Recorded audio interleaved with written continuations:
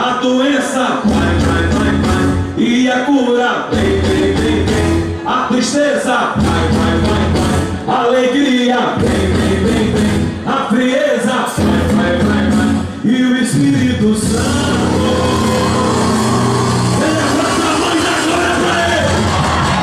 Vou perguntar de novo. E o Espírito Santo. Aí a gente diz assim, ó. E o Espírito vem. O Espírito Santo vem. O Espírito Santo vem. O Espírito Santo vem. É só dar glória a Deus que Ele vem. Aí eu digo assim, ó. A derrota. Só que a gente vai ter um negócio de vocês. Nessa hora do Pai, não joga pra cá não. Joga pra cima que aí Jesus se vê lá. Amém? Irmão, na derrota é tudo trabalho, tá na estrada, uma luta na fora. E a gente fica nessa beleza aí. Amém? Vamos lá. A derrota. Aí, beleza. Agora, a vitória. Você pode jogar pra cá. Em nenhum lugar passou aí. Mas joga pelo menos uma vez pra nós aqui começar. A vitória. Olha a mão de Jesus. Agora vamos de novo ensaiar. A derrota. Eu queria ver a vida toda. Esse homem não te perturbando, ele vai cair no terra luz. Até que está no final agora. A derrota. Tem gente que está com a derrota agarrada com ele. Você vai jogar ela para fora hoje. Vamos lá então. A derrota.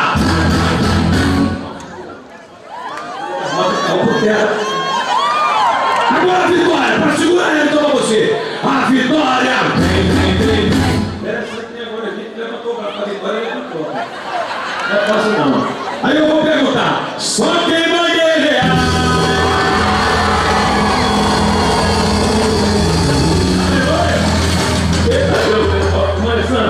Eu vou levar registrado para a vitória. Eu vou ver Moisés como é que é animado.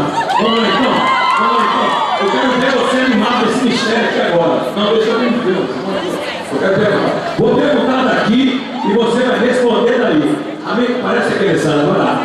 Vamos lá, Alessandro. Rostinho aqui. Só quem vai guerrear.